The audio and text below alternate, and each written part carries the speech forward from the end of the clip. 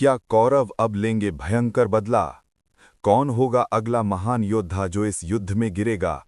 और क्या अब महाभारत युद्ध अपने अंत के करीब पहुंच चुका है? स्वागत है आपका महाभारत की इस रोमांचक श्रृंखला में, जहां हर क्षण बदल रहा है इतिहास और हर निर्णय तय कर रहा है भाग्य। भाग 1, युद्ध की स्थिति। कुरुक्षेत्र का मैदान अब खून से लाल हो चुका है। भीष्म पितामह गिर चुके हैं, द्रोणाचार्य भी अब इस संसार में नहीं रहे। कौरव सेना टूट चुकी है, लेकिन हार नहीं मानी है। दुर्योधन के मन में अब सिर्फ एक ही भावना है, प्रतिशोध। वो जानता है, अगर अब कुछ बड़ा नहीं किया तो हार निश्चित है। भाग 2, कौरवों की प्रतिशोध योजना।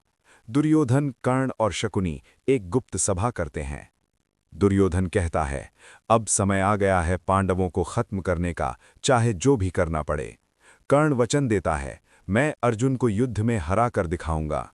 शकुनी अपनी चालें चलने लगता है। योजना बनती है, पांडवों को अलग करो और एक एक करके खत्म करो। भाग 3, अगला लक्ष्य अर्जुन।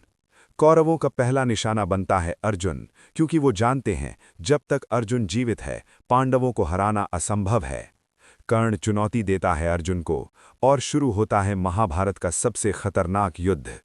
भाग 4, कर्ण वर्सेस अर्जुन। दोनों महान योद्धा आमने सामने। एक तरफ कर्ण, सूर्यपुत्र, अपराजेय धनुर्धर, दूसरी तरफ अर्जुन, कृष्ण का सारथी, दिव्यास्त्रों का स्वामी। तीरों की वर्षा, धरती कांप उठती है।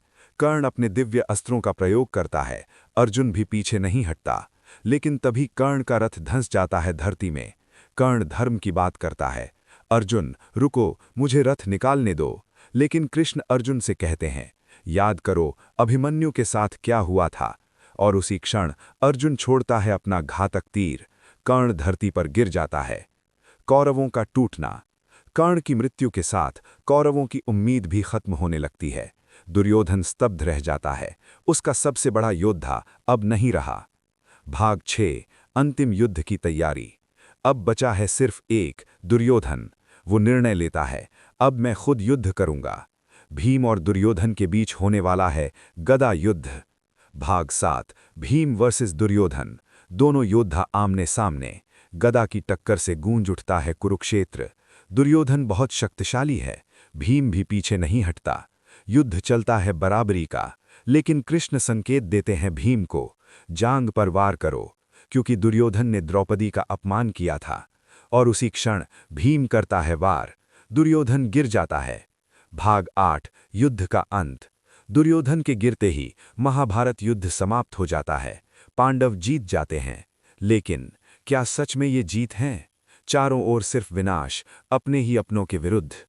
महाभारत हमें सिखाता है, अहंकार का अंत हमेशा विनाश में होता है। अधर्म चाहे कितना भी शक्तिशाली क्यों न हो, अंत में हारता है, और धर्म हमेशा विजयी होता है। अगर आपको ये कहानी पसंद आई, वीडियो को लाइक करें, चैनल को सब्सक्राइब करें और बेल आइकन दबाना न भूलें। मिलते हैं अगले भाग में एक और नई कहानी के साथ। जय श्री कृष्ण।